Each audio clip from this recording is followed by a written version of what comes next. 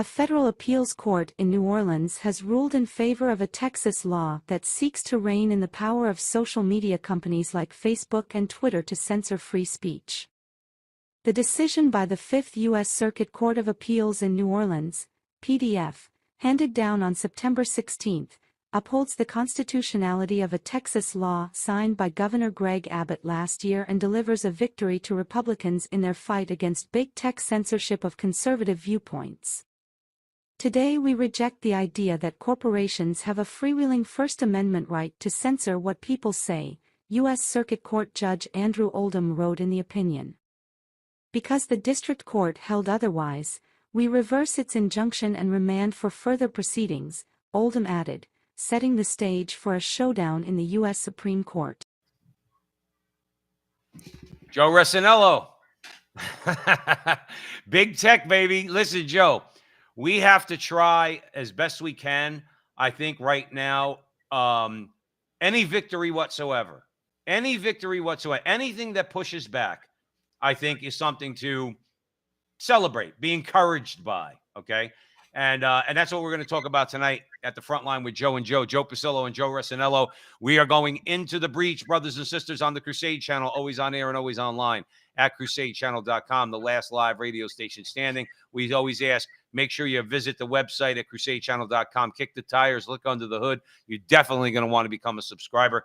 And wherever you can help Joe and I out on social media, please do, with a like, a subscribe, a share, whatever. So yeah, Joe, this is going to be a good conversation. And we're going to talk about a couple different things. We'll talk about big tech. They just got punched in the face. Okay. And we don't mean that literally, but legally, by a judge, the way it's supposed to happen. They got pushed back, and I consider it a victory. I know you do. We're going to talk about that. Also along the lines of tech, Rumble came public. Okay. And I think that, we're going to talk about that. I think that that's a very big deal. Immigrants, I'll tell you what, Joe, I become a subscriber to the Babylon Bee. You want to know why? Because we need more humor in our lives, and Babylon Bee makes me laugh. And we're going to talk about, they had a nice take on some everything going on with the immigration problem at the border. Now, and we're going to end on a serious question, Joe. Again, we talked about it over the last couple of weeks. You got conservatives that are not exactly promoting conservatism. Okay, if you ask me my opinion and what it means to be a conservative.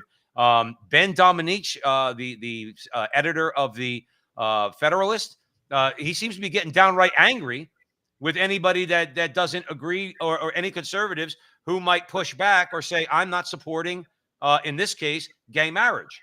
So we're going to have to talk about that, because we need to know the enemy, Joe, but we need to know what exactly we're fighting for. So I think it's going to be a good conversation. With that, Joe Resinello, a court ruled against social media. Let's play a clip. We have I'm sorry. We played the clip. And they ruled against social media companies in the censorship fight. Okay. And with that, I'm going to hand it over to you. Well, this is good news. I mean, I think the first move, if DeSantis or Trump was to win in 2024, is to bring in antitrust laws and break up big tech. Has to happen. But it goes to show you, it takes time. But just as Obama was not successful in the courts, and he was not, and we've talked about this time and time again, I don't think they're going to be successful in time. And this shows it. This is going to go to the Supreme Court, and I'll make you a bet. I bet you they win. I bet you they win. And I'll tell you what, like I said, if a DeSantis or a Trump were to win in 2024 and they get the House and the Senate, Joe, you break up big tech, you break up the platforms, you break up Apple, you break up Google, you break up Facebook. Boom. You know what I'm saying? I'm not saying that's the answer, but I'll be honest with you. They're a big part of the problem. I mean, Joe Rogan kind of explored that when it came to Facebook and the laptop, big part of the problem. So I think this is definitely good news, and it's spot on, actually, and it's a matter of time before it comes to fruition. Well, that's the thing, and like we've always said, just want to greet a couple people, Joe. Vicky's here in the chat room. Country Dixie. I haven't seen either Vicky or Country Dixie in the past, so hopefully they're new. Carl's with us. Ethel's back. Ethel said, Joe P., you lost weight. You look great. Thanks, Ethel. I appreciate it. But here's the thing: is what they're going to argue is that what they do within on their platform, even if that means they won't call it censorship, they'll call it whatever they'll call it. They'll call it censoring hate speech. I guess that's how they're going to describe it. Well, then they have a right to do that. But then on the other hand, okay, then they're not a free speech platform, so they're going to have to be forced, I think, to decide what it is that they are. Like I said a million times here at the Frontline with Joe and Joe. Joe, they came public. Take Twitter, take Facebook. They came public as open platforms, and they evolved deliberately into something different. Okay, where now they become a political arm of the Democrat Party. Is really and anybody who denies that, I think, has their head in the sand. And I mean, it's blatant. I mean, just think about when Twitter censored the New York Post, a major American newspaper. Okay, in a major American market. You think, Joe, the reporters at the New York Post did their due diligence and their reporting when they were reporting on Hunter Biden? Of course they did. And they posted that on their own page on Twitter, and Twitter took it down. Twitter needs to be held responsible for that, okay? And this judge is saying that, at least in Texas, they are going to be held responsible. They are not going to be allowed to do that. And that's fear. Yeah, I'll be truthful with you. I do think the antitrust solves that because competition solves it. And we're going to get into that with Rumble. The market basically levels the playing field naturally. Because if certain platforms are known for censorship, and they are right now, Twitter is known for censorship. It's just factual. I don't even think you have to be, like you just have to be paying attention. Right. They choose to put certain things on and certain things they choose not to. I mean, gosh, they put the Taliban on Twitter and they don't put certain people's opinions on Twitter. It's just insane. Right. Right. However, I will say this. If they break them up, they'll lose market share. And ultimately, if that's what they want to do, so be it. Then you're just a smaller company. And it's basically an echo chamber. If that's what you want, well, that's what you'll get. Well, then let it be that way. See, the bottom line is, you're right. See, we're stuck.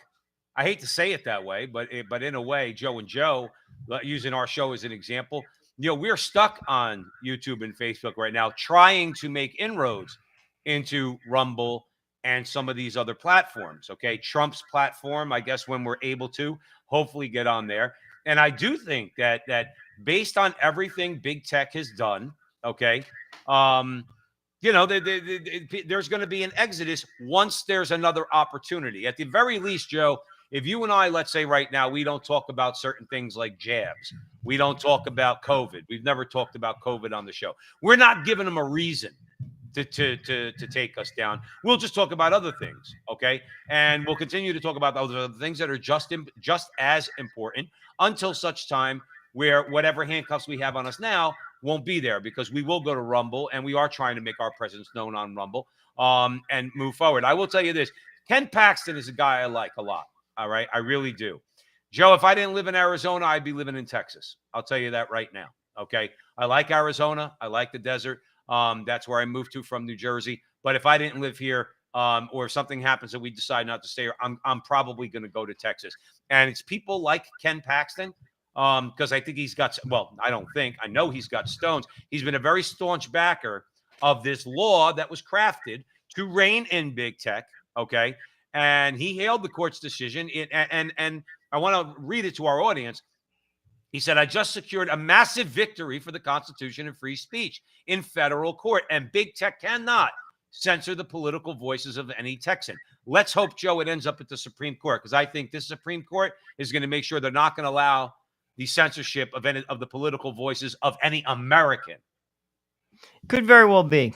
And like I said, I do think that could very well happen with regard to the antitrust legislation in 2024. I would put it this way. If I became the president, it's what the first thing I do.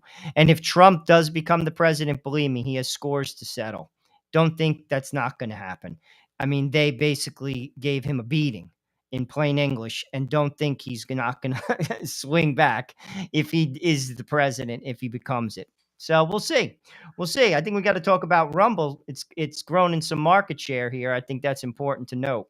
Well, yeah. I mean, now you have a platform that's been basically dismissed by the left as being something that's not going to get that's just for right wingers. No, Joe, let me tell you something. You have some very middle of the road, politically middle of the road people out there that had very strong views on vaccines. Let's say, if you want to talk about, we're not judging the vaccines, but they have very strong views on vaccines. They have very strong views on COVID. They had very strong views on election integrity. Let's put it like that. Okay. Very strong views. They're getting censored too. They're not right wingers. People that were just asking normal, commonsensical Joe questions, okay, were taken down. Rumble is going to be a place where, hey, listen, man, I don't like communists.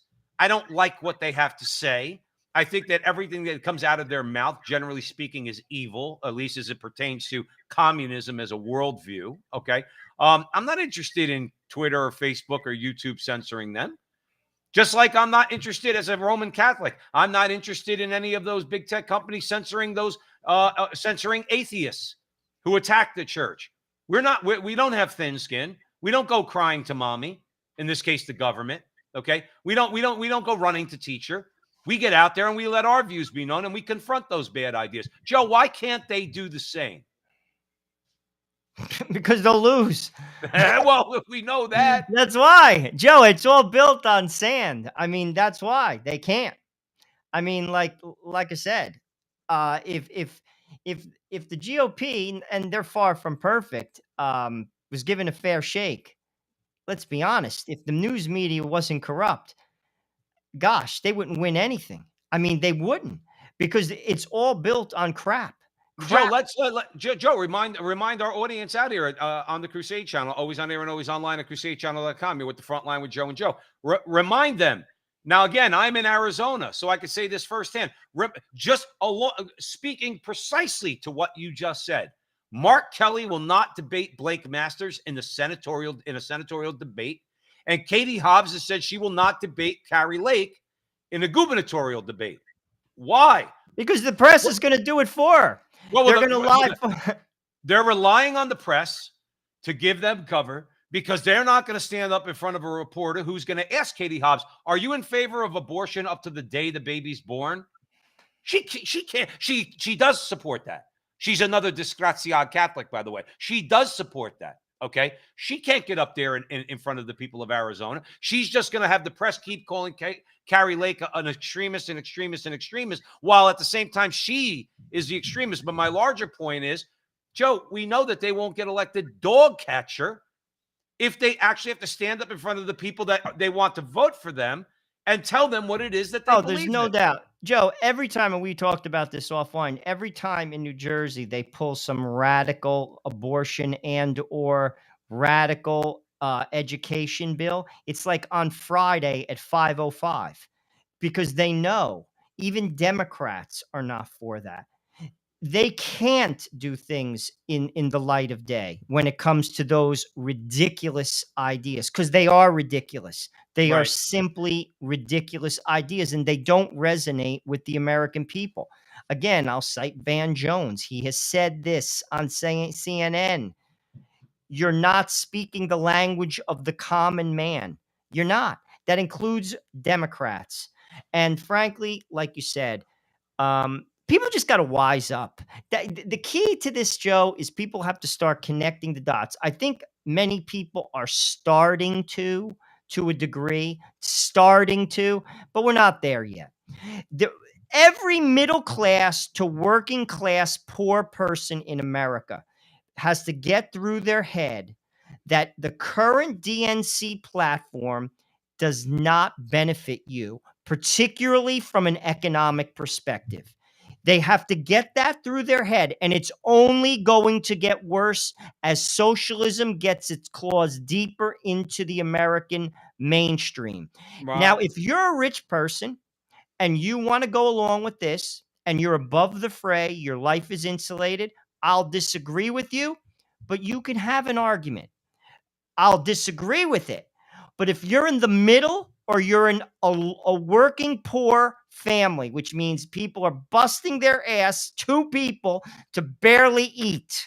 And there's a lot of people in America that are in that group.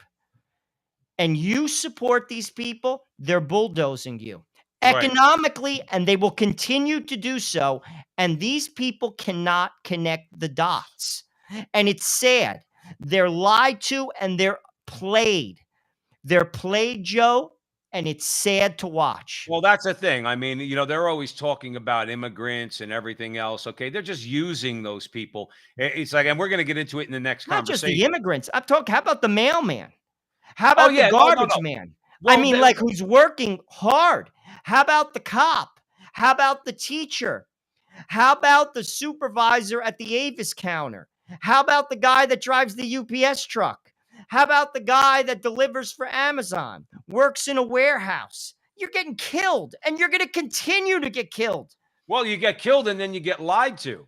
See, because the guy who drives through UPS, Joe, he saw his gas bill go from $2 a gallon to $5 a gallon. Okay. And then he sees this so-called president get up there and turn around and say inflation's coming down. Oh, You that's jacked it embarrassing. up, moron. Dude, did You're you the one who see? sent it through the roof. And then when it comes down a little bit, because you're trying to strategize for the election, you take credit for bringing down inflation. You caused inflation, you and your stupid puppet master's policies. Do you see this? I saw a clip of it today on 60 Minutes. Joe Biden get interviewed about the inflation number. Go Joe, ahead. even the dying people to- who are interviewing them, they have to almost be like, Mr. President, wait a minute. Like, because it's just, Joe, it's imbecilic. It's Right. idiotic. He's like, you do realize, he's like, I get it. But you do realize it plateaued.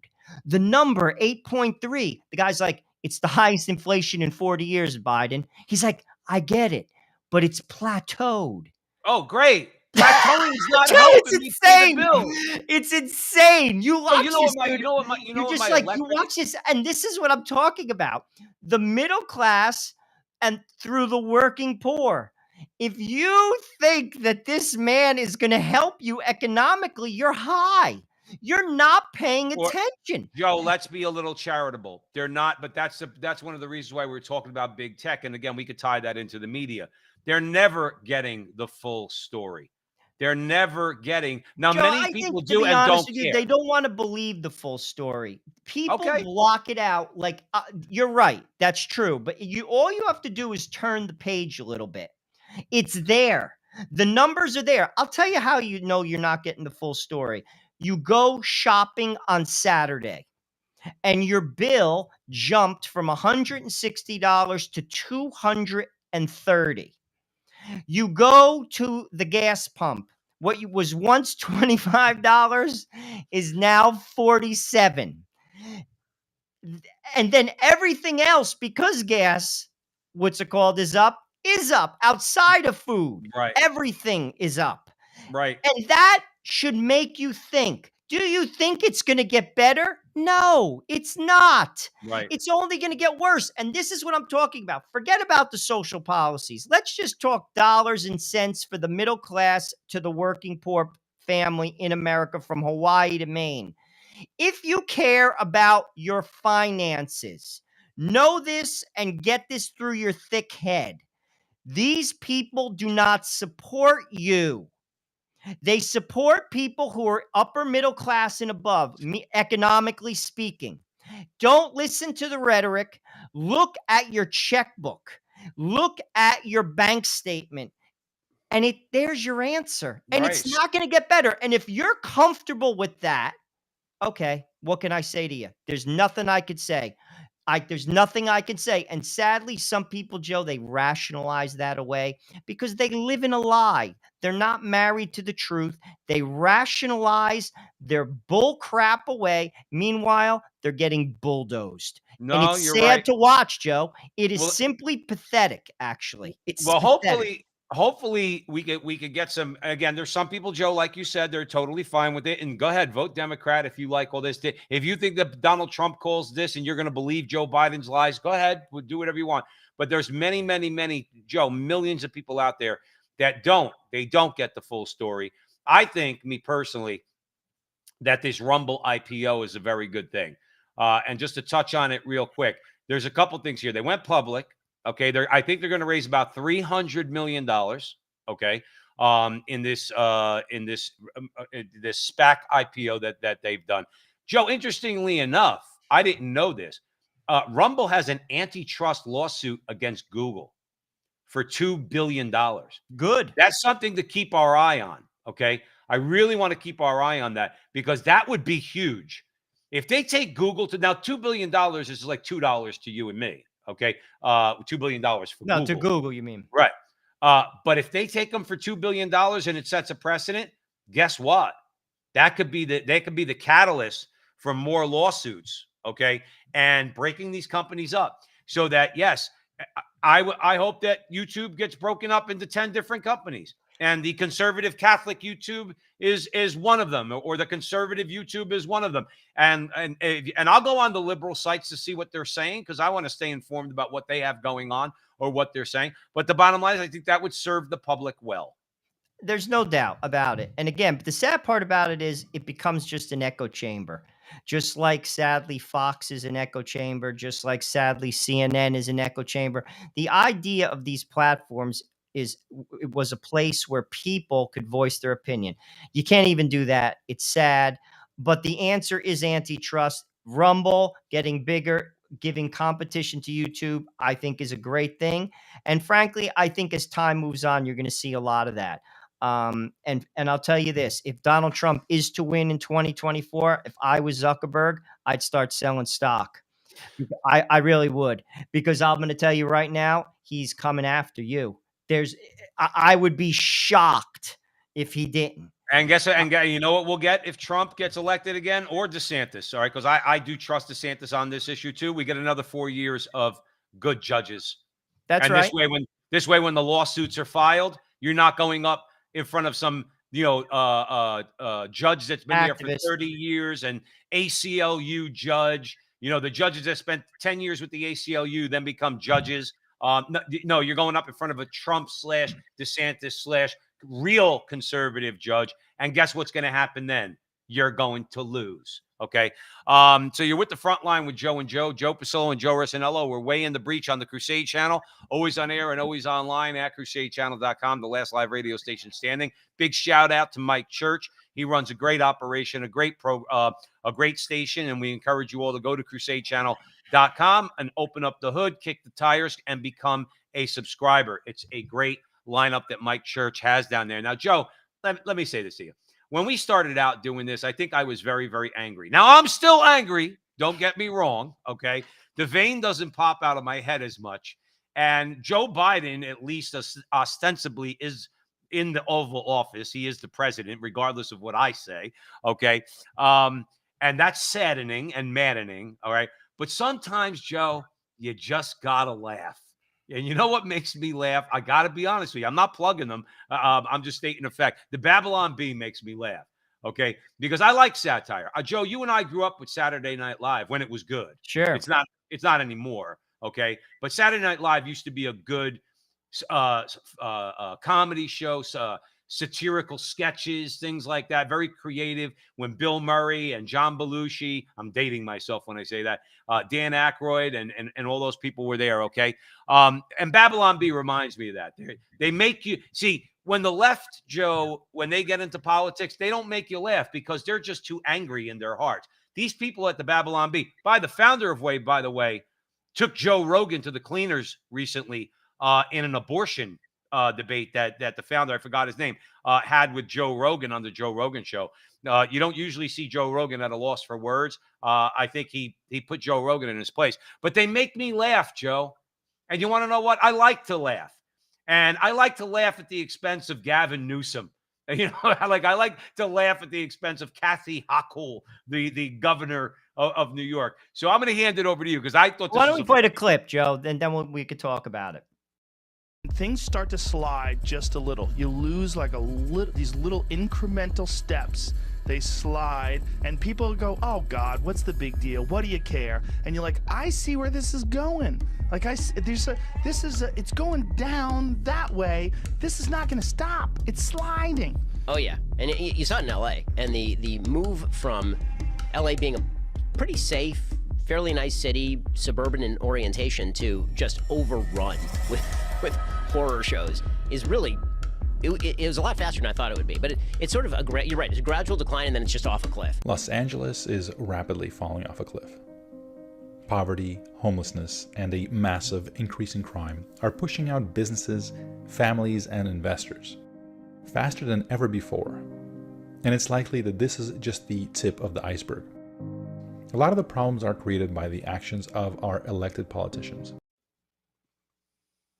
Now, now again, that video there isn't designed to make anybody laugh. That's designed obviously to make people think. Joe, listen, nobody could look at that clip we just played. Nobody could look at that and think in their mind there's anything remotely humanitarian about that. Okay. And we need, and that's why I kind of like this article, this piece of satire from the Babylon Bee. We need to call these people out either with anger, with frustration, or with humor, but expose their hypocrisy. Because Joe, I'm getting tired. I know you are too. I'm getting tired of being called a racist because I happen to agree with Donald Trump and many, many, many other Americans. And when it comes to the border wall, okay, and having controlled immigration into the United States, humane immigration, okay. But guys like Gavin Newsom and people like that, you can't tell me you're treating these people humanely, because you are absolutely not doing that. But I wanted to hand it over to you. Well, there's a lot here to talk about. I'm going to begin, and you may find this to be interesting, and I'm actually interested in your comments. I read this morning Bishop Tobin of Rhode Island, who by all estimations is a very good bishop. I mean, I don't follow him, but I've seen enough of what he has done. He spoke out against one of the Kennedys, regarding receiving the Eucharist. Like, he's a good bishop. And he said something today that made me think. He basically said, he talked about abortion, saying how it's wrong, and he's right. And he is very outspoken about abortion, but he also talked about using people. DeSantis, the 50 people. It made me think. And I'll be honest with you, there is some truth to that. I got to be fair. But what I will say to the good bishop is this. That is a small example of the 2 million plus people that have basically flooded into this country. It's a humanitarian crisis. Where is your voice there? Right. Because they're being used by the Democrats for votes. It's the same thing. And that's the interesting thing. And I've listened to a lot of clips on this, from Tucker Carlson to Mike Knowles to Mike Church to Gutfeld. And everything that they're saying in criticizing DeSantis is exactly what they're doing, but it's just a smaller slice. Now, as a Catholic, we don't exploit people. But what this shows is the hypocrisy. And it's much larger than 50 people. And it's hypocrisy. And again, step back and take a look at it. They're not letting, it's okay to flood Brownsville, Texas, or El Paso, Texas. Look at the video clips. Human carnage all over the streets. Completely unsanitary. People living on the streets because they have nowhere to go. But when 50 people go to one of the most affluent areas, again, not right, but 50 people, they're shipped out. They were shipped out to Cape Cod. They were sent away. But the people that said we have to welcome them are the ones that shipped them out. But this is where people have to open their eyes. Joe, how could you believe anything they say? This is why, again, the good bishop should be speaking out about what's going on in Texas and in Arizona. He's not, because they're being used, sir, in fairness and with all respect, for political power. They want them to vote. They want them to vote. If you cannot see that, this is not about humanitarian reasoning, why you're letting these people in. That's the first point. And this is the second point. And I'm not bucketing DeSantis in with this because he's not the president. I don't know his heart. But I'm going to make a general comment about the Republicans and the Democrats when it comes to immigration. This is a uniparty issue. Neither of them want to resolve it because they each use it as a club and as a spark to get their base moving. They Right. do not want to resolve immigration. The GOP doesn't want to resolve it, nor do the Democrats. Well, the Republicans don't want to resolve it because when the black kid in the inner city wants to go get a job and he's an American, okay, he does not want to work for $12 or $13 an hour. He doesn't want to work for that. He wants more money, and I don't blame him. That's a big problem in this country, Joe, is those on the right, many of whom call themselves Christian, by the way, okay? And they love cheap labor, man. They love it, okay? They use these people like it's going out of style. And then the rhetoric is on the other side of their mouth, when we need to do something about the border, you don't want to do a damn thing about the border. But I want to make you laugh because I like making you laugh. I want to make the people out there. So in the Babylon Bee, this is the article I read, okay? Keep in mind, folks out there at the front line with Joe and Joe, it's satire. This week, Florida Governor DeSantis flew 50 migrants to an affluent island in Massachusetts to highlight the struggles of border states whose resources are buckling amid soaring numbers of undocumented immigrants. Progressives have labeled the action as cruel and heartless, but when California Governor Gavin Newsom volunteered asylum for the migrants in his own state, they declined the offer since they had only recently escaped a collapsing communist state without electricity. Now, Joe, that's what I mean about being funny, being creative, okay? They take it now this is a call it a tragic issue. I think it's an issue of justice. I think these people are being treated unjustly, okay? And by a number of different people. But sometimes you got to get to the truth of things by using some humor and laughing. You want to know what? Babylon Bee's using a little humor, but they're not wrong. They're not wrong. Some of these people are leaving, let's say, for argument's sake, Venezuela. Why on earth would you want to go to Los Angeles based on that clip you just played? You're like, I'm going to come to this hellhole? You don't have electricity, and why? You got people living on the street, defecating on the street, mainlining heroin on the street, and that's where you want me to go? So they're using humor, but they are striking a chord because it's true. Who the hell would want to go to California? Well, I'll bring up another point of the Martha's Vineyard situation. This is something Father Lewis, who encouraged us to start this show, basically said, and he's spot on. And I've referenced it on many shows. If people, whether you have $1 to spare or $100 million to spare, and there are people who do have that much money, all stuck their hand in the ring to help people out, there are no homeless people, Joe. There is no need for even a governmental structure to help people. And what I kind of sit there, and the hypocrisy is, here is a place where the average home price, the median home price, is $2 million. Barack Obama, not to pick on him, lives on a home on 30 acres of land, $12 million. He bought that property from the co-owner of the Boston Celtics. This is the type of money we're talking about. This is not like I bought a house in Seaside Heights for $800,000 money. We're talking about bucks, big bucks. Do you know that these, they talk about these people, they say we're a sanctuary state, we're for you, we're this, we're that. How about everyone bucking up a couple of bucks to help them out, to get them settled? Listen, Mike Knowles said this, and he's 100% right. The master stroke in all of this would have been Barack Obama saying this: you know something, guys? Come live in my house.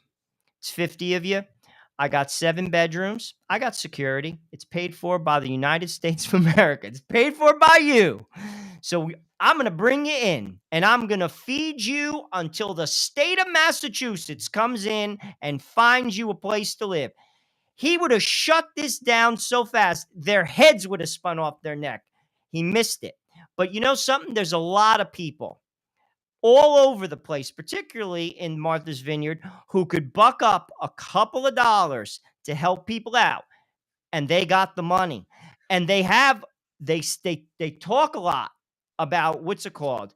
Sanctuary state. We're for immigration. We're for this. We're for that. We're for this. Well, what are you doing about it? Nothing. Right. Zero. And I'll tell you this, as Catholics, That is how we are going to be judged. Christ says it. People, you may not like what I'm telling you, but Jesus Joe, says it very clearly in the book of Matthew. And not everyone has big money. I don't live on a 30-acre estate in Martha's Vineyard, but I do have a couple bucks to spare, and I try to help. If everyone did their part, there is no more homelessness in The America. problem, Joe, with doing, look, in my heart, I agree with you. The problem is that when you talk about homeless, or you talk about immigrants, or you talk about people who are drug addicted, who are suicidal, these people are all useful on one level or another to the oligarchs, to the elite. Okay, they don't want to find a problem for homelessness. No, if but you I'm really talking want, about people. Grassroots yeah, but charities we are people. But people need some sort of an organizational structure to give their money to that. Let's say, for argument's sake, look at the Franciscan Friars of the Renewal. Okay, now, but in their own way, they're up in the Bronx. Okay, they invite in men who have addictions and other problems. They help them to get back on their feet. It's not regulated by the government because they don't take any government money. Okay, but we could do that on a wider, on a much broader scale. Okay, we could use that model, Joe. The problem is that model, it works too effectively. Okay, and oligarchs and people like that, they want people on the street. No, I would agree, but forget about them. I'm talking about people. Grassroots charities work the best. I know a woman. She's from Avalon by the Sea in Connecticut. I went to Haiti with a group of people with the Franciscan Friars of the Renewal. Marianne has picked up the baton on that. She goes to Haiti twice a year. She provides 3 meals a day to a school in a very poor neighborhood. She provides medical assistance hand to hand. She took it upon herself. She's a wealthy woman. Her husband is a doctor, and she's doing something. Now, what the answer to that is Jesus saying to her when she walks into the gate, "Well done, good and faithful servant. You have been given much, and much was expected of you, and you came through." Well, we could do similar things like that. I think so. When I used to go to India, Joe, I used to go with 2 to 3 grand, and I never solicited a dime. People would just hand me money. Hand it to me. Where you going? I'd be working with somebody. Someone would say, "You're going to India?" Yeah, I always go right before Christmas. I go, I was single. Here's $250. Oh, you're going to India? Here's $50. People on the train used to give me money. That's hand to hand. I agree. That's how you do it. All the rest of it, I'm not giving the government a dime to do anything. They don't get it. They can't run the post office. But then we have to figure out ways, and we need to be creative. Like there's a saying. Mother Teresa used to say that about priests and the clergy. Don't wait for them. Do it yourself. Do things yourself. And I've taken the baton with that, whether it's the Rosary Rally, whether it's this YouTube channel, whether it's interviewing people about the faith. Listen, Father, come along with me. Come with me. But I'm going to do my part, because I'm going to tell you right now, God's going to stare me in the face. And he's going to say, "What did you do? What did you do?" And he's going to say that to everybody. And I'm telling you this, I have a different perspective because I have traveled. Many people have not seen abject poverty. I have. I've seen it stare square in my face. And I know how good we have it in this country. Most Americans don't even have a friggin' clue. They're bitching that they don't have extra a bonus friggin' Coke, an extra 10 ounces of Coke, because they can't get the supersized cup. I mean, like, dude, God, we could solve this problem. We don't want to. And that's not just government. It's people. People. And people do. I have met people. I'll tell you another story. I'll never forget this. I was on a shuttle flight from, I think it was Delhi to Calcutta. And behind me is this heavy-set African-American woman from Texas. Dude, she stuck out like a sore thumb. I stuck out like a sore thumb on the flight. She did. I actually talked to her. I was like, "What are you doing here?" That's what she said to me. She said, "My son died. And I come to here. I've been coming here for years, and I take care of this school." She took what little she had as a result of a broken heart, and now she's helping people. She was flying by herself. Hmm. And you're going to tell me that some of these people, with all the toys and all the stuff that we have as Americans, can't help people? In Martha's Vineyard, you can't provide a meal and a roof? No, they don't want them there. But then, Joe, I get it from the state of the government, but then they don't want to go to heaven, Joe. Well, then This is the whole thing. Then That's a you're choice, telling Joe. me you don't want to go to heaven because Jesus said this, not Joe Resinello. Forget about me. I'm nobody. People think that it's just a lock. And I'm not saying you open the door. Please don't misunderstand me. There must be responsible immigration. But we have to help people. We have to first help our own, meaning in your house, in your family. But then you have to help people. You have to help people. And I got news for you. If you don't, I got news for you again. Don't expect the door to be open into heaven. Because Jesus, it's all over the scripture. It's all over it. Well, Joe, I don't need to remind you that a lot of people don't care about scripture. Okay, they'll care about the heat. They do a lot. No, when it's coming.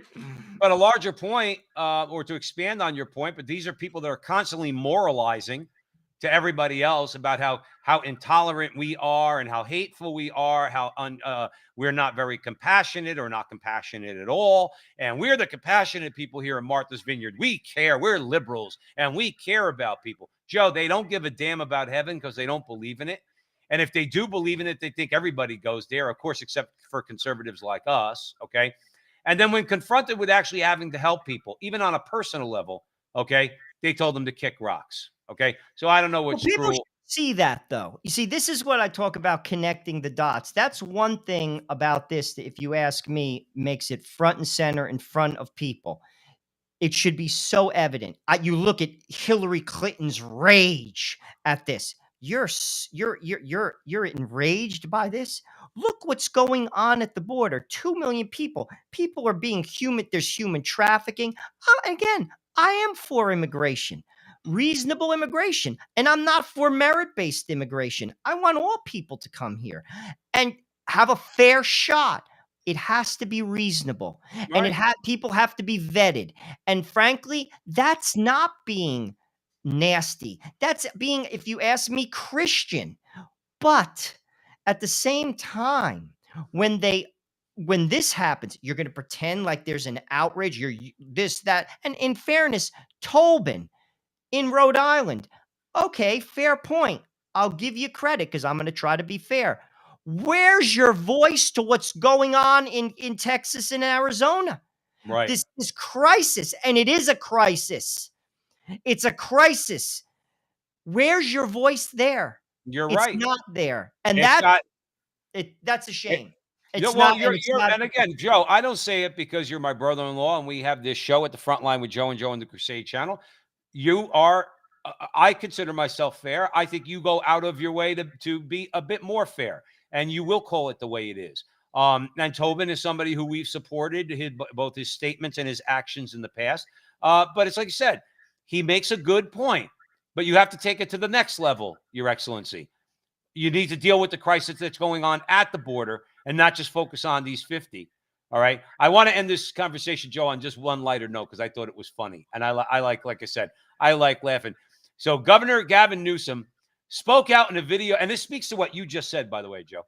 So Governor spoke out in a video message from his home after the events of the week, pledging that there was no limit to how high he would tax other people to pay for migrants' livelihoods, but also clarifying that he would not be able to help personally. Joe, is it now they're having a little fun there at the Babylon Bee, Joe, but you want to know what?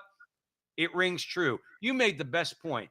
Barack Obama, the supposed genius, he's so smart. Barry Obama, he's so smart. If he was so smart, you know what he would have done? He would have opened up the workers' quarters on his estate. That's right. And said, go live. Listen, I've been in Napa Valley, Joe, a couple times, okay? And I stayed at a vineyard. All the vineyards, they have housing for all the workers that come up during the harvest to go and pick the grapes, okay? In other words, and I guarantee you Obama could have plunked down a few dollars or get some of his guilty rich liberal friends, okay, to plump down a few dollars. They could have had some sort of housing set up there in a day for those 50 people, at least to give them shelter or whatever the case may be. He would have come out with a statement that said, well, I'm Barry Obama, and I'm going to help these people until we could find out a better path for them. Genius that move would have been. But guess what? Guess what?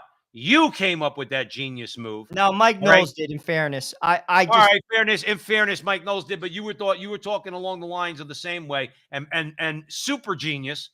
You remember, Joe? Remember like Wile E. Coyote? All right. Wile E. Coyote was super genius, right? So Barack Obama is super genius, okay? But he didn't come up with it. You want to know why? Because he doesn't care. Well, these dudes don't get it. I remember, I know we want to talk about Ben Domenech, but just we will. When in Staten Island, when there was the hurricane, I forget which one, and basically New York let these people go for like 3 to 4 days, no electricity. And finally, Bloomberg, this is in his third term when he was getting crazy, shows up with his like Tom Cruise, I'm a pilot, leather jacket on, pretending like he's like a normal person with his like 50 bodyguards. Dude, he was cowering behind them. They booed him out of the area. All that dude had to do, you see, they don't understand people because they don't live with people. They're not us. They don't know what we deal with. They don't go on the bus. They don't know what normal people cope with every day. All he had to do, he's worth what? $50 billion.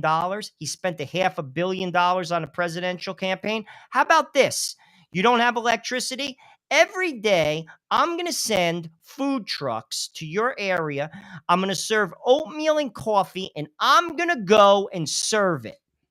And all I'm going to do is talk to you and listen to you. Dude, he's a hero. He's a friggin' hero. It costs you nothing. It might cost you $10,000 out of your own pocket. They love you forever. Right. They don't connect the dots because because they're not one of us. They're not one of us. Well, that's what someone... None of them are one of us. They talk about Joe Biden like he's one of us. Joe Biden, so what? Look, the only level at which you could even say you're one of us is because you grew up in Scranton. You've been a senator since you're 29 years old. You're not one of us. Bloomberg made $50 billion. He's not one of us. Gavin Newsom is from a very wealthy family. He's not one of us. Nancy Pelosi's never been one of us. None of them are one of us. Yet they claim that they could tell all of us how we should live our lives and all the wrong things and all the wrong views that we have. Now, one of the wrong views that many of us still hold, according to the liberal intelligentsia and the liberal elites, is, Joe, I am not in favor of gay marriage. I am not in favor of it. I never will be. Okay? And now you've made a point on this show before about marriage, and I'm going to let you expound on it, okay? But our friend Austin Ruse in Crisis Magazine, he wrote an article, and basically, and I think it's a good question. I think it's a really good question, okay? Is gay marriage back on the political agenda? And you want to know what? Joe, it might very well be. I'm going to hand it over to you at the front line with Joe and Joe. See, I'll tell you what, Joe, what Joe's talking about is Ben Domenech gets into this crazy argument. What's the dude's name? Yoram Hazony. Yeah. Yoram and basically what he's saying is like, Horam believes that basically conservatives should embrace marriage between a man and a woman, and they should be vocal about it. Well, let me, Joe, let me just clarify one thing. The way I heard it, I'm not correcting you, just expanding a little bit. The way I heard it was, if you're a conservative, a necessary component of your conservatism is that you are a social conservative. Go ahead. Well, basically, I think Ben Domenech is taking a strategic position here because, Joe, it's a winner. We've said this before. Purely, listen, he says in his back and forth with him, he basically says it's less than 25% of conservatives that believe that marriage should be between a man and a woman. I'll buy that. And who are the 25%? Religious people. When I mean religious, not superficial religious people, not that I'm a saint, I'm not. Right. But what I mean is people who take their faith serious, really serious. They live through the lens of their faith. Orthodox Jews, practicing Muslims, Orthodox or traditional Protestants, if there's such a thing, but you know what I'm saying. There are there are traditional Protestants, And maybe Southern Baptists, Methodists in the South, and Catholics, like daily communicant type Catholics, rosary, who basically read scripture, understand what the church teaches, and live by it. right? Outside of that, same-sex marriage, let's face it, people, has won, just like divorce has won. Divorce is a mortal sin. If you divorce your wife and do not get an annulment, if you were married in the Catholic Church and you're married again, you're living in a mortal sin. God said that. I didn't. I'm just telling you what the church teaches forever.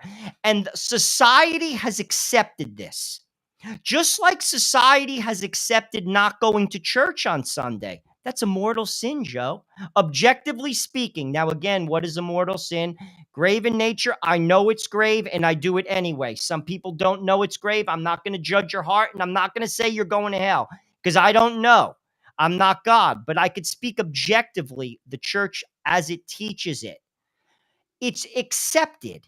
And same-sex marriage has won the day in America. Face it, everyone. It's part of the mainstream. Well, let me ask you a question. What happens? Let me ask you this.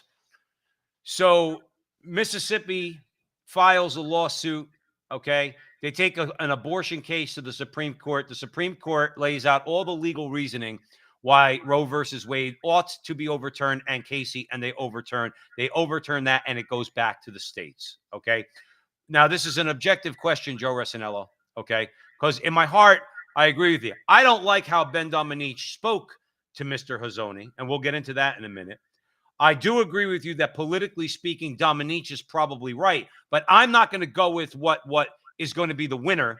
I'm going to try to stand on principle. What happens if the state attorney general in Alabama files a lawsuit and says, we do not in Alabama recognize gay marriage, and they take it to the Supreme Court? This court may turn around and say, look, we're not judging marriage on any level. Again, like abortion, that's going back to the states. I mean, again, I think that most states in America, Joe, are going to take your position or take the position you just took, which is they don't want to deal with it anymore as a settled issue. But with this Supreme Court, I could see Obergefell getting overturned. I don't think Alabama will do it. Just like I don't think Alabama will do it on contraception, or Mississippi or Wyoming or North Dakota or South Dakota. Joe, we're not there yet, and I'll tell you why. The sexual revolution has done an incredible amount of damage in America, and we have to go a long way before we get to that point. Even the most conservative states in the country,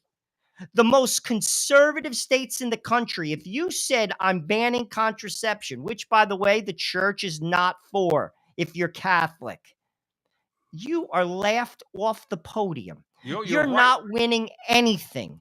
And I'm willing to bet, as it stands right now, sadly, I'm just being a realist because of the damage done because of the sexual revolution. Dude, they're not doing that because these men and women want to keep their job.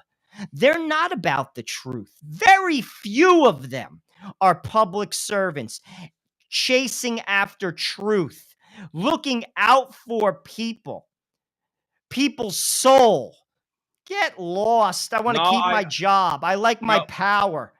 Joe, I agree. I will tell you this. I'm not going to, in this movement, Joe, if God willing, God could put me in a position where I would like to become politically active now that I'm in Arizona. Okay. I'm not going to be bullied by these conservatives. Okay. Now, Ben Dominique, let's face it, he's more libertarian. He's married to Meghan McCain, from what I understand. So she represents more of the establishment part of the Republican Party. All right. But here's what he said. Now, Joe, this is what bothers me. And then I'm going to throw it back to you for a comment, and then we got to go. He shouted, according to Austin Ruse, he shouted at Hazony. He said, I want you to understand this. We will beat you. We are beating you. We are destroying you in terms of the polling.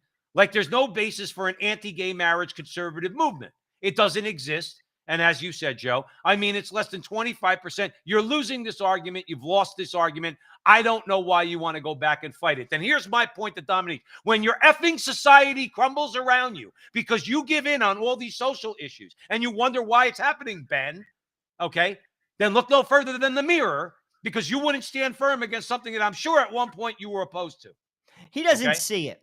And a lot of people don't see it. And some people play it purely by not principle. They're talking purely for politics and power. And that's not going to solve the problem. And society is crumbling. Society is crumbling. Well, it's not when, it is. Joe, because of the sexual revolution. Oh, of course. But most people don't see that. That's, again, an eye-opener to people. They don't connect the dots. Look how many people go from relationship to relationship to relationship. It's rinse and renew, the same behavior again. Rinse and renew, the same, as if something different is going to happen. They don't connect the dots. Joe, societies that are not based upon Judeo-Christian values don't last. And they don't. They don't. And you could say, well, there's Muslim societies. They exist through violence and fear. Go to Afghanistan and see how it is to live. Go to Yemen. Go to Pakistan. Go and see in those villages how the rule of law is administered. It's fear. But when you have a just society, it's based upon a Judeo-Christian foundation. Well, hopefully, and we don't have that. Well, we don't have it. We're going to turn around. Let me leave it on a hopeful note, okay? Very quickly, because we only have about a minute left. So you have mostly young national conservatives. They met at this conference. When Josh Hawley, Rubio, Rick Scott, DeSantis, okay, when they were talking about wokeness, big tech, and all that, they were standing ovations. Riley Moore, the state treasurer of West Virginia, he got a standing ovation for announcing that his state no longer allows woke BlackRock capital access to its investment money. Okay, so I think that's important. Joe Rigney, president of Bethlehem College, says you cannot separate the T from the LGB, and he's basically saying, conservatives see transgenderism as a winning issue, but they see gay marriage as a losing issue. He's saying you can't do that. And Austin Roos's point, Joe, is that gay marriage is very much on the table. Okay, now we'll see how it happens. I do like the way, who was it? Unfortunately, we have to leave it there because it's too long to go into at the Frontline with Joe and Joe, and we're coming up on the end. We want to thank everybody out there for joining us here at the Frontline with Joe and Joe. On the Crusade channel, always on air and always online at crusadechannel.com, the last live radio station standing. Now go to the chat room, crusadechannel.com/chat. Go on the website, crusadechannel.com. Immerse yourself in the Crusade channel. I'm a member. Joe and I don't get paid for this. I'm a member of the Crusade channel. I'm a subscriber because I like what Mike Church does. So does Joe Resinello. So we know that you will too. So we encourage you to do that. We ask you wherever you find Joe and I on social media. Hey, we are on Rumble, and we mentioned Rumble in this conversation. So we recommend you go and subscribe to our Rumble page, The Frontline with Joe and Joe. And we thank you all for all your support and for, most importantly, keeping us in your prayers. So we'll see you next time. But remember that our conversation is your conversation, and that conversation is going on everywhere. We'll talk to you soon. You have to go.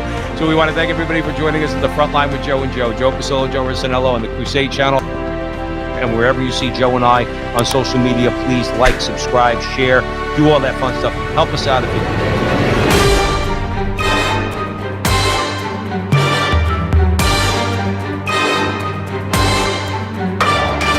Remember, until the next time, that our conversation is your conversation, and that conversation is going on everywhere. We'll talk to you soon.